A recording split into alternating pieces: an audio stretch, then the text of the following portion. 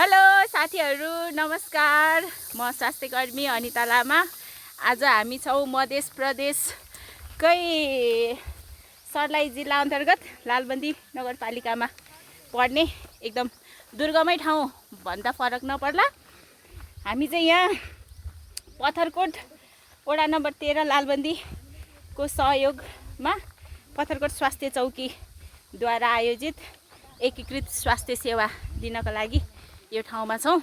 अनि हामीलाई सहयोग गर्नका लागि हामी स्वास्थ्यकर्मी साथीहरू सँगसँगै अरू समाजसेवी दाइहरू अनि त्यसपछि धेरैजना हुनुहुन्छ।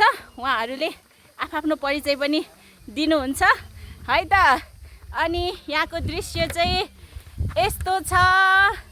यहाँनिर यो ठाउँ चाहिँ स्वास्थ्यबाट मात्र अलिक वञ्चित नभएर खानेपानी बाटोघाटो बिजुली लगायत अन्य धेरै विकासका पूर्वाधारहरूबाट पनि वञ्चित रहेको ठाउँ छ। हामी चाहिँ यो स्वास्थ्य सेवा हरेक वर्ष चलाउँदै आइरहेका छौँ। सो यता हुनुहुन्छ हाम्रो हामी घुम्ती स्वास्थ्य शिविरमा जाँदैछौँ। हाम्रो सिआइएब दाइ नाम पनि भनिदिनु पर्यो नि त। नमस्ते, म टोकेन्द्र घलान सिआइएब। हजुर, हामी पत्थरकोट स्वास्थ्य चौकी अन्तर्गतको यो विकट बस्ती कर्मदण्डीमा स्वास्थ्य शिविर सञ्चालन गर्नको लागि हामी सम्पूर्ण टिम सहभागी छौँ। त्यसरी नै यसरी हाम्रो यो कार्यक्रमलाई सफल बनाउन सहयोग गर्न आउनुभएको छ। उहाँ चाहिँ हाम्रो हजुर, कस्तो लागिरहेछ दिदी? अनि हाम्रो स्वास्थ्य चौकीबाट नै हुनुहुन्छ यता हाम्रो सिअनमी दिदी। दिदी अलिअलि बाटो हेर्नु न, बाटो हजुर म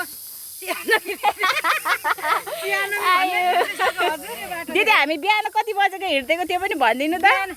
बिहान हामी 8 बजेबाट हिँडेको, अहिले 11 टक्रक्कै बज्यो हामी हिँड्दैछौँ।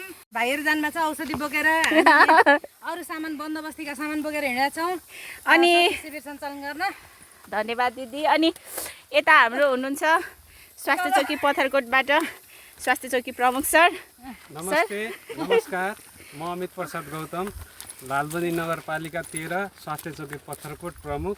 आज चाहिँ हामी यो लालबन्दी 13 मा स्वास्थ्य सेवाको पहुँचबाट टाढा रहेको बस्ती कर्मदण्डी जुन निकै विकट छ, त्यसमा चाहिँ एकीकृत स्वास्थ्य सेवा सञ्चालनको निमित्त महिला स्वास्थ्य स्वयंसेविका, स्वास्थ्यकर्मी, विद्यालयका समाजसेवी सबैको उपस्थितिमा 13 जनाको टिम बनाएर स्वास्थ्य सेवा प्रवाहको लागि जाँदैछ।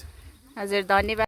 यसै गरी हाम्रो कार्यक्रमलाई चाहिँ सहयोग गर्नको लागि हुनुहुन्छ कुशेश्वर आबीबाट प्रसर। नमस्कार, म निरबहादुर सेवकी स्वास्थ्य चौकी पत्थरकोटलाई चाहिँ को टिमलाई सहयोग गर्नको लागि चाहिँ हामी कर्मदण्डी भन्ने ठाउँमा चाहिँ जाँदैछौँ।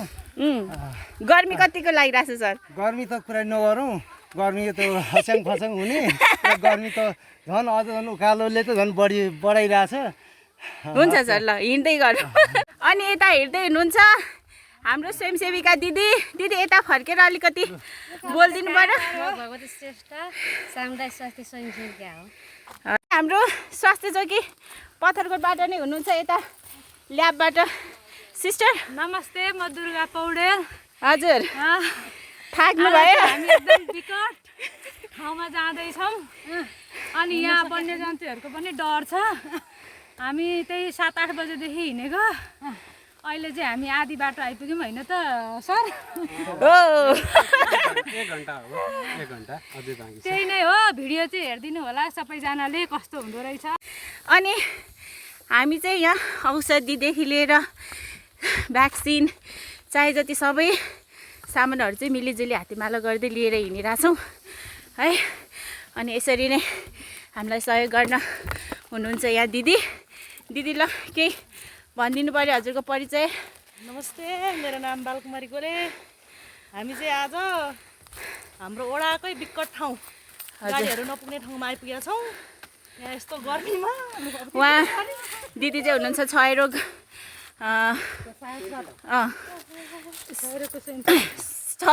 क्षयरोग स्वयंसेविका।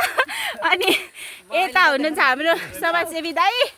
मेरो नाम खड्गबहादुर श्रेष्ठ हजुर लालबन्दी नगरपालिका वडा नम्बर 13 को विकट ठाउँ कर्मदण्डी भन्ने ठाउँमा हामी स्वास्थ्य शिविरको लागि हामी हिँडेर जाँदैछौँ यस्तो तातो घाममा ल हस् धन्यवाद सर अनि यता हाम्रो दाइ हुनुहुन्छ यहाँ भ्याक्सिन क्यारेर बोकेर नमस्कार म नवराज माझी स्वास्थ्य चौकी पत्रकोट 13 बाट हाम्रो कासा दाइ हुनुहुन्छ एकदमै फुर्तिलो अलराउन्डेड दाइ रमाइलो पनि भइरहेछ गर्मी पनि भइरहेछ यो घाँस एकदम राम्रो छ यहाँ यस्तो डाँडाहरू छ है सगरमाथा जस्तै देख्छ त यो त यो हाम्रो सर्लाहीको सगरमाथा यहाँबाट देखिने दृश्य चाहिँ यस्तो छ अलिक तुवालो लागेर क्लियर देखिरहेको छैन अनि मेरो हालत चाहिँ यस्तो छ अलिक पसिना पनि आइरहेको देखेको छैन होला